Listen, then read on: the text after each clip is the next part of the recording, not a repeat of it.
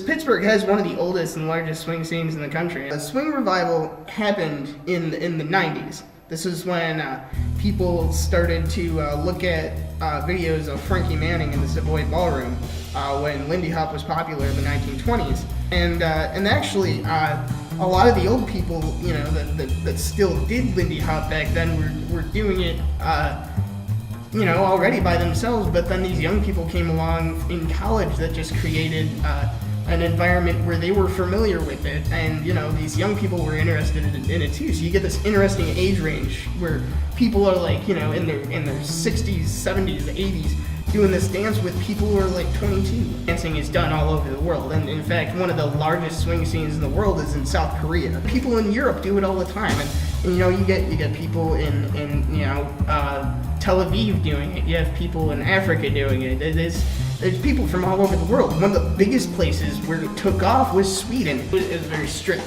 right? This was more conservative times.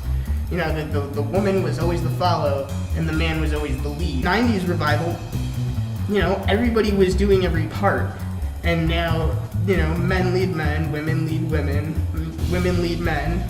It's not just the old conservative way anymore. And I've tried the other ones, and I stuck with swing. Probably mostly because I already am so comfortable and good at it compared to just starting a new one. But also I like the improvisation. I think the community is great and it's just fun.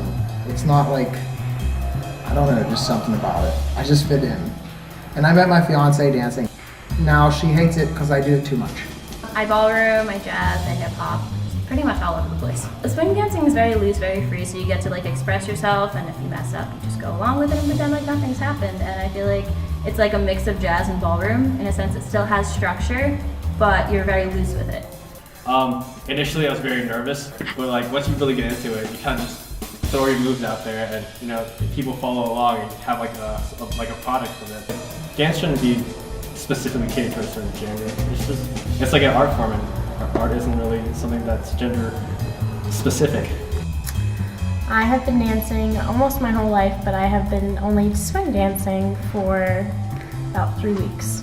It is a dance that brings people together and brings in all kinds of different people. It's a very accepting group. It's kind of nice because it's the kind of dance where you switch around a lot. And so even if you were to come as a single guy or a single girl, you could come and have somebody to dance with.